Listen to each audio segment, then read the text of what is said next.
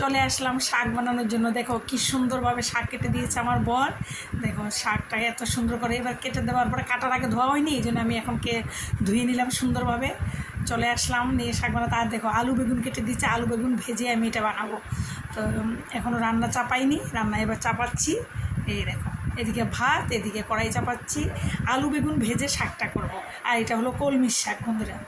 দেখো তেল দিচ্ছি কড়াইতে। এবার আলু বেগুনটা আগে ভেজে নেবো।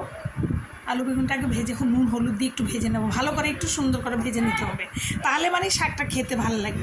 তোমরা কেউ করেছো কিনা তা জানি না, কিন্তু আমি এভাবে আলু বেগুন ভেজে আমার মা করে বলে আমি এটা অনেক দিন থেকে করি। তবে নিরামিষ শাকটা হয়েছে, রসুন দিইনি, 5 ফোড়ন দিয়ে করব। এখন নুন হলুদ দিয়ে আগে শাকটা বেগুন আলুটা ভেজে নিচ্ছি। দেখো ভাজা আমার হয়ে গেছে, এবার আমি তুলে নিলাম, দেখতে পেয়েছো সুন্দর করে ভেজে নিলাম। এবার ওই কড়াইতেই আমি একটু তেল দিয়ে শাকটা ফোড়ন বসাবো। দেখো 2টো শুকনো লঙ্কা দিয়ে দিলাম, তেল দিয়ে দিচ্ছি, শুকনো লঙ্কা দিলাম। এবার দেখো 5 ফোড়ন দিলাম, কালো জিরে দিয়েও তোমরা করতে পারো। এটা 5 ফোড়ন দেওয়া হয়েছে, 5 ফোড়ন শুকনো লঙ্কা ফোড়ন দিয়ে এবার শাকটা দিয়ে দেবো। দেখো কারা কারা এমনভাবে সবজি দিয়ে শাক রান্না করো আমাকে একবার জানাবে বন্ধুরা। দেখো আর এক হাতে আমি ক্যামেরাটা ধরতে হয়েছে, আমার স্ট্যান্ডটা একটু গড়বড় করছে, এই জন্য দেখতে পাচ্ছ আমি এক হাতে ধরেছি, দেওয়ার সিস্টেমেই তোমরা বুঝতে পারছো হবে। দেখো এবার পুরো শাকটাই দিয়ে দিলাম একটু একটু করে দিয়ে।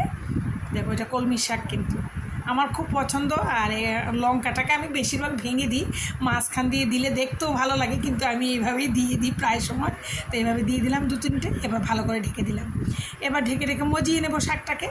দেখো মজানো হয়ে গেছে, কি সুন্দর হয়েছে শাকটা। দেখো আলু বেগুনটা ঢেলে দিলাম ভাজাটা, আর খুব সুন্দর শুকিয়ে গেছে শাকটা, কি সুন্দর হয়েছে। দেখো শাক তোমরা কারা এইভাবে পছন্দ করো জানাবে, আমার কিন্তু খুব পছন্দ, এইভাবে আমি সবজি ভেজে দিয়ে করি। বাই বন্ধুরা।